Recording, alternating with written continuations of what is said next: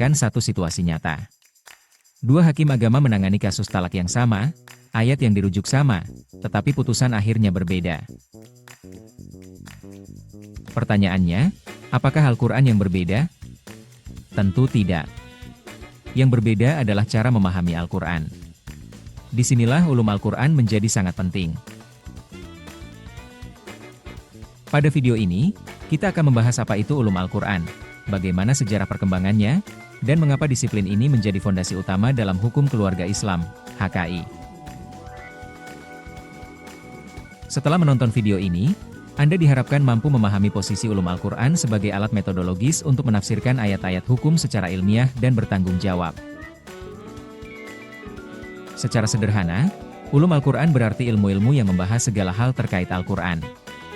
Namun, dalam konteks akademik, terutama HKI, ia bukan sekadar kumpulan teori, melainkan kunci metodologis. Artinya, ulum Al-Quran membantu kita agar tidak menafsirkan Al-Quran berdasarkan selera pribadi. Melalui ulum Al-Quran, seorang mahasiswa hukum atau calon mujtahid dibekali pemahaman tentang konteks sejarah, kaidah bahasa Arab, serta standar penafsiran yang disepakati para ulama. Tanpa penguasaan ini, validasi hukum Islam menjadi rapuh dan tidak ilmiah. Perlu diingat, Al-Quran bukan kitab undang-undang yang sistematis.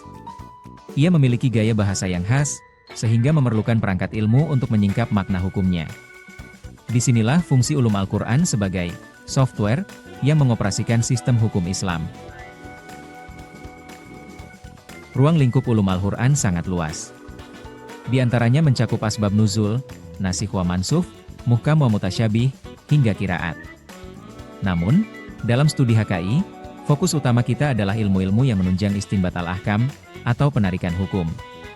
Contohnya adalah ahkam Al-Quran, yang membahas ayat-ayat hukum, mubamat Al-Quran, yang mengkaji hal-hal samar dalam ayat, serta kawaid tafsir, yaitu kaidah-kaidah penafsiran.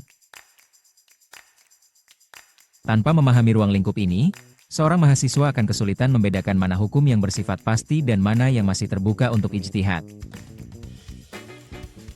Secara historis, perkembangan ulum Al-Quran melalui 3 fase utama. Pertama, fase tabligh, yaitu masa Nabi Muhammad SAW dan para sahabat. Pada fase ini, pemahaman Al-Quran bersifat lisan dan praktis. Para sahabat belajar langsung tentang makna ayat, sebab turunnya, dan penerapannya dalam kehidupan.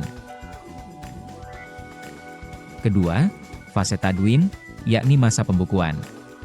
Pada abad kedua dan ketiga Hijriah, ilmu-ilmu Al-Quran mulai dicatat secara sistematis. Imam Syafi'i, misalnya, meletakkan dasar usul al-fiqh yang sangat berpengaruh pada penafsiran hukum.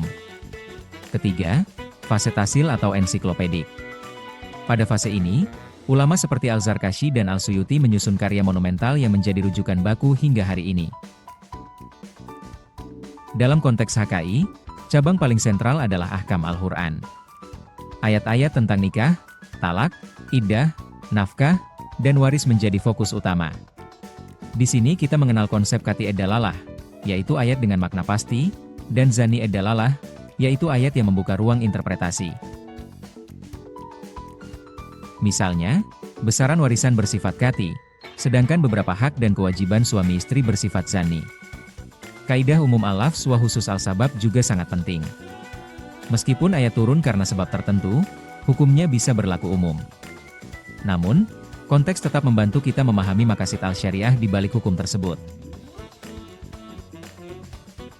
Sebagai ilustrasi, perbedaan makna kata huru dalam surah Al-Baqarah ayat 228 melahirkan perbedaan hukum iddah.